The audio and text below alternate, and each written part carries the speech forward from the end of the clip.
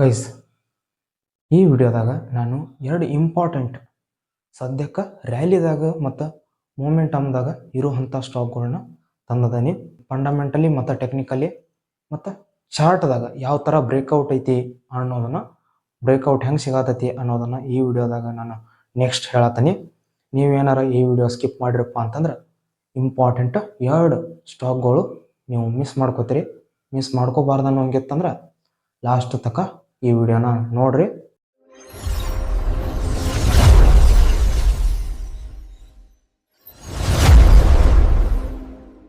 ಇದನ್ನು ಇಲ್ಲಿ ನೋಡತ್ತಿರಲ್ಲ ನೀವು, ಇದು ಅವಂತಿ ಫೀಡ್ಸ್ ಅಂತ ಹೇಳಿ, ಅವಂತಿ ಫೀಡ್ಸ್ ಲಿಮಿಟೆಡ್.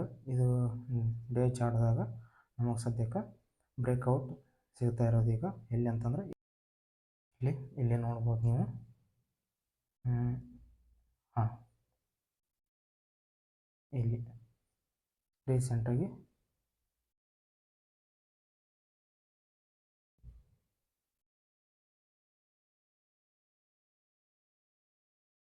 ಕ್ಲಿಯರ್ ಆಗಿ ಬ್ರೇಕ್ಔಟ್ ಕಾಣಿಸತೈತಿ. ಇದು ರೀಸೆಂಟ್ ಹೈ ಇಲ್ಲಿ ಕ್ರಿಯೇಟ್ ಆಗಿತ್ತು.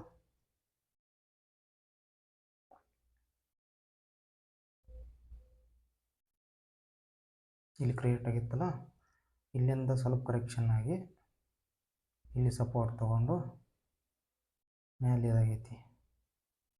ಇಲ್ಲಿ ನೋಡ್ಕೋಬೋದು ನೀವು, ಇಲ್ಲಿ ಬೇಸ್ ತಯಾರಾಗಿತ್ತು ಸಿಂಪಲ್ ಆಗಿ. ಇಲ್ಲಿ ಕೂಡ ಬೇಸ್ ತಯಾರಾಗಿತ್ತು. ನೋಡೋಣ, ಇದು ನಮ್ಗೆ 4 ಅವರ್ಸ್ದಾಗ ಯಾವ ರೀತಿ ಐತಿ ಅನ್ನೋದನ್ನು ನೋಡೋಣ. ಇಲ್ಲಿ ನೋಡ್ರಿ, ಫುಲ್ ಕ್ಲಿಯರ್ ಆಗಿ ಬ್ರೇಕ್ಔಟ್ ಕಾಣಿಸ್ತೈತಿ. ಇಲ್ಲಿ ಇದನ್ನು ಇಲ್ಲಿಗೆ ಬೇಕಾದರೂ ಇಲ್ಲೂ ಕೂಡ ಇದೆಲ್ಲ ಸಪೋರ್ಟ್ ರೇಂಜೇ ಇರೋದ್ರಿಂದ ಇಲ್ಲಿಗೆ ಪದೇ ಪ್ರೈಸ್ ಬಂದೋಗೈತಿ. ಇದು ವೀಕ್ಲಿದಾಗ ನೋಡ್ರಿ, ಇಲ್ಲಿಂದ ಇಲ್ಲಿ ಕಂಟಿನ್ಯೂಸ್ ಆಗಿ ರ್ಯಾಲಿ ಸ್ಟಾರ್ಟ್ ಆಗಿಬಿಟ್ಟೈತಿ. ಇಲ್ಲಿಂದ ಮಾರ್ಕ್ ಮಾಡ್ತೀನಿ ರೀ. ಇಲ್ಲಿಂದ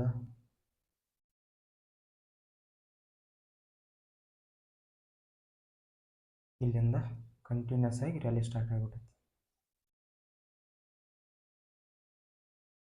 ನೆಕ್ಸ್ಟ್ ಒಂದು ಇದೊಂದು ಫಂಡಮೆಂಟಲಿ ನೋಡಿಬಿಡೋಣ. ನೆಕ್ಸ್ಟ್ ಸ್ಟಾಕು ಆಮೇಲೆ ಹೋಗೋಣ ಬರ್ರಿ. ಅವಂತಿ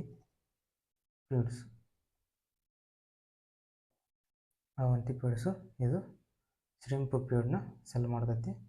US ಮಾರ್ಕೆಟ್ಗೆ ಮತ್ತು ಚೀನಾಕ್ಕೆ ಅದು ಭಾಳ ಎಕ್ಸ್ಪೋರ್ಟ್ ಮಾಡ್ತಾರೆ ಅವರು. ಇಲ್ಲಿ ನೋಡ್ಬೋದು, ಇದು ಮಿಡ್ ಕ್ಯಾಪ್ ಕಂಪ್ನಿ ಐತಿ. ಜಸ್ಟ್ 2% ಡೌನ್ ಆಗಿತ್ತು. ಮೂಮೆಂಟಮ್ದಾಗ ಐತಿ, ಕಂಟಿನ್ಯೂಸ್ ಆಗಿ ಮೂಮೆಂಟಮ್ದಾಗ ಐತಿ. ಡಿವಿಡೆಂಟು ಸ್ವಲ್ಪ ಕೊಡ್ತಾರೆ. ಬ್ಯಾಲೆನ್ಸ್ ಪ್ರಾಫಿಟ್ ಆ್ಯಂಡ್ ಲಾಸ್ ನೋಡೋಣ. ಪ್ರಾಫಿಟ್ ಆ್ಯಂಡ್ ಲಾಸ್ದಾಗ ಇಲ್ಲಿ ನೋಡ್ಬೋದು ನೀವು, ಸೇಲ್ಸ್ ರೀಸೆಂಟಾಗಿ ಜಾಸ್ತಿ ಆಗ್ತಾ ಬಂದದ. ಆಪ್ರೇಟಿಂಗ್ ಪ್ರಾಫಿಟ್ ಮಾರ್ಜಿನ್ ಇಂಪ್ರೂವ್ ಆಗೋತ ಬಂದೈತಿ. ಆನಂತರ ನೆಟ್ ಪ್ರಾಫಿಟ್ನಾಗೂ ಜಾಸ್ತಿ ಆಗೋತ ಬಂದೈತಿ. ಆನಂತರ ಬ್ಯಾಲೆನ್ಸ್ ಶೀಟ್ದಾಗ ಬರೀ ನೋಡೋಣ. ರಿಸರ್ವ್ಸು, ಕ್ಯಾಪಿಟಲ್ ನೋಡ್ರಿ, ಕ್ಯಾಪಿಟಲ್ ಜಾಸ್ತಿ ಆಗ್ತಾಯಿದೆ.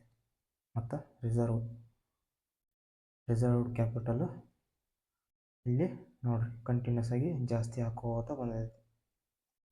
ರಿಸರ್ವ್ ಕ್ಯಾಪಿಟಲು ಜಾಸ್ತಿ ಹಾಕೋತ ಬರತ್ತಂದ್ರೆ ಅದೊಂಥರ ಹೆಲ್ದಿ ಇದ್ದಂಗೆ, ಬ್ಯಾಲೆನ್ಸ್ ಶೀಟ್ ಹೆಲ್ದಿ ಆಗ್ತಾ ಇರ್ತದೆ. ಮತ್ತು ಇಲ್ಲಿ ಇನ್ನೊಂದು ಅಬ್ಸರ್ವ್ ಮಾಡಬೇಕಾದ್ರೆ ಟ್ರೇಡ್ ರಿಸೀವಬಲ್ ಇರುತ್ತೆ. ಟ್ರೇಡ್ ರಿಸೀವಬಲ್ ಅಂತ ಹೇಳಿ ನಾನು ಪ್ರಿವಿಯಸ್ ವಿಡಿಯೋದಾಗ ಹೇಳಿದ್ದೀನಿ. ಇನ್ವೆಂಟ್ರಿನೂ ಅದ್ರ ಬಗ್ಗೆನೂ ವಿಡಿಯೋ ಮಾಡಿದ್ದೀನಿ, ನೀವು ನೋಡ್ಕೋಬೋದು. ಏನಂತಂದ್ರೆ ಇಲ್ಲಿ ನೋಡತ್ತೀರಲ್ಲ, ಇನ್ವೆಂಟ್ರಿ ಕಮ್ಮಿ ಆಕೋತ ಬರತೈತಿ. ಇಲ್ಲಿ ಕಮ್ಮಿ ಆಗೈತಿ, ಇಲ್ಲಿ ಹೆಚ್ಚಾಗೈತಿ, ಆನಂತರ ಮತ್ತೆ ಕಮ್ಮಿ ಆಗೈತಿ. ಇಲ್ಲಿ ಸದ್ಯಕ್ಕೆ ಸೆಪ್ಟೆಂಬರ್ 2025 ಸೆಪ್ಟೆಂಬರ್ 2025 ಸಿಕ್ಕಾಪಟ್ಟೆ ಕಮ್ಮಿ ಆಗೈತಿ. ಅಂತಂದ್ರೆ ಏನಾಗೈತಿ, ರೀಸೆಂಟಾಗಿ ಕತಾರ್ನಾಗ ಶ್ರಿಂಪ್ ಪ್ರೊಡಕ್ಷನ್ನ ಕಮ್ಮಿ ಆಗೈತಿ. ಹಾಗಾಗಿ ಎಕ್ಸ್ಪೋರ್ಟ್ ಜಾಸ್ತಿ ಮಾಡೋದೈತಿದು. ಎಕ್ಸ್ಪೋರ್ಟ್ದಿಂದ ಇನ್ವೆಂಟ್ರಿ ಸಿಕ್ಕಾಪಟ್ಟೆ ಕಮ್ಮಿ ಆಗೈತಿ. ಮತ್ತು ಟ್ರೇಡ್ ರಿಸೀವಬಲ್ದಾಗ 143 ಇತ್ತು, 140, 220 ಪೇಮೆಂಟ್ ಮಾಡೋದು ಸ್ವಲ್ಪ ಡಿಲೇ ಆಗತೈತಿ. ಬಟ್ ಎಕ್ಸ್ಪೋರ್ಟ್ ಸದ್ಯಕ್ಕೆ ಇದಕ್ಕೆ ಗ್ಲೋಬಲ್ ಕಾಸಸ್ಸು ಹೆಲ್ಪ್ ಮಾಡತ್ತವು. ಇನ್ನು ಕ್ಯಾಶ್ ಫ್ಲೋ ಅಲ್ಲಿ ನೋಡಿದಿರಲ್ಲ ನೀವು, ಅಲ್ಲಿ ಹಿಂದೆ ನೋಡಿದಿರಿ, ಹಿಂದೆ ಇನ್ವೆಂಟ್ರಿ ಮತ್ತು ಟ್ರೇಡ್ ರಿಸೀವಬಲ್ ಅದ್ರ ಬಗ್ಗೆ ತಿಳ್ಕೊಂಡಿದ್ದೀರಂದ್ರೆ ಇಲ್ಲಿ ಕ್ಯಾಶ್ ಫ್ಲೋ ಯಾಕೆ ಸದ್ಯಕ್ಕೆ ನೆಗೆಟಿವ್, 2 ವರ್ಷ ನೆಗೆಟಿವ್ ಇರೋದು ಪಾಸಿಟಿವ್ ಯಾಕೆ ಆಗೈತೆ ಅಂತೇಳಿ ಗೊತ್ತಾಗಿರುತ್ತೆ. ಹಿಂದೆ ನೋಡಿಲ್ಲ ಅಂದ್ರೆ ಹಿಂದಿನ ವೀಡಿಯೋಗಳು ನೋಡ್ಕೊಂಬ್ರಿ. ಇಲ್ಲಿ ಡೇಟಾಸ್ ಡೇಸು ಜಾಸ್ತಿ ಆಗ್ತಾಯಿತ್ತು. ಬಟ್ ರೀಸೆಂಟಾಗಿ 1 ವರ್ಷದಿಂದ ಕಮ್ಮಿ ಆಗೈತಿ. ಮತ್ತು ಇನ್ವೆಂಟ್ರಿ ನೋಡ್ರಿ 85ಕ್ಕೆ ಹೋಗಿತ್ತು, ಕಮ್ಮಿ ಆಗ್ತಾ ಬಂದದ. ಇಲ್ಲಿ ಒಂದು ಸ್ವಲ್ಪ ಜಾಸ್ತಿ ಆಗೈತಿ, ಬಟ್ ಸ್ಟೇಬಲ್ ಆಗಿ ಮೇಂಟೈನ್ ಆಗೈತಿ. ROE ಇಂಪ್ರೂವ್ ಆಗೈತಿ. ಎಲ್ಲನೂ ಸದ್ಯಕ್ಕೆ ಇದು ಚೆನ್ನಾಗೈತಿ. ಮತ್ತು ಬ್ಯಾಲೆನ್ಸ್ ಶೀಟು ಸ್ಟ್ರಾಂಗ್ ಐತಿ. ಅದಕ್ಕಾಗಿ ಇದನ್ನು ನೀವು ಲಾಂಗ್ ಟರ್ಮ್ಗೂ ಹೋಲ್ಡ್ ಮಾಡ್ಬೋದು ಗೈಸ್. ಇಲ್ಲಿ ನಿಮ್ಗೆ ಎಂಟ್ರಿ ಏನಪ್ಪ ಅಂತಂದ್ರೆ, ಈಗ ಇದರ ಮೇಲೆ ಇನ್ನೊಂದು ಸ್ವಲ್ಪ ಈ ಕಡೆ ಮೇಲೆ ಬಂದ್ರೆ ಎಷ್ಟಂತಂದ್ರೆ 1420 ಐತಲ್ಲ,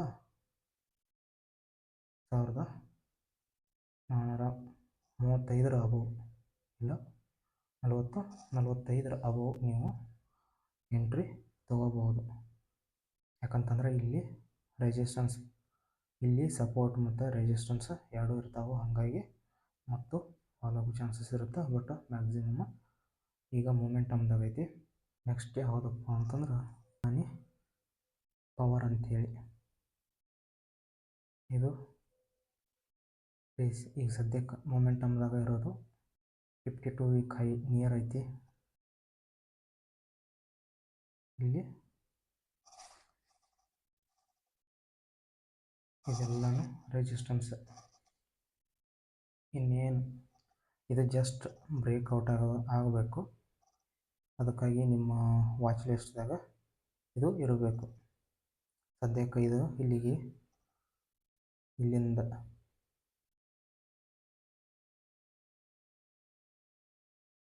ಇಲ್ಲಿಂದ ಬ್ರೇಕ್ಔಟ್ ಆಗಿ ಇಷ್ಟು ಕುಂದ ರ್ಯಾಲಿ ಆಗೈತಿ. ಇನ್ನು ನೆಕ್ಸ್ಟ್ ನೀವು ರ್ಯಾಲಿದಾಗ ಭಾಗವಹಿಸ್ಬೇಕಂತಂದ್ರೆ ಇದನ್ನು ವಾಚ್ ಲಿಸ್ಟ್ದಾಗ ನಿಮ್ಮ ರಡಾರ್ದಾಗ ಇಟ್ಕೋಬೇಕು. ಇಟ್ಕೊಂಡು ಕೇಸಿಂದ ಕರೆಕ್ಟ್ ಇದರ ಮ್ಯಾಲೆ ಇಲ್ಲಿ ಬ್ರೇಕ್ಔಟ್ ಆದ ನಂತರ ನೀವು ಎಂಟ್ರಿ ತೊಗೋಬಹುದು. ಚೆನ್ನಾಗಿ ಬ್ರೇಕ್ಔಟ್ ಆದ್ರೆ ಎಜುಕೇಷ್ನಲ್ ಪರ್ಪಸ್ ಮತ್ತು ನಿಮ್ಮ ರಡಾರ್ದಾಗ ಇರಲಿ ಅಂಥೇಳಿ ವಾಚ್ ಲಿಸ್ಟ್ ಕ್ರಿಯೇಟ್ ಮಾಡ್ಕೋಬಹುದು ಸ್ವಿಂಗ್ ಟ್ರೇಡರ್ಸ್ ಆಗಿದ್ರಿಂದ. ಮತ್ತು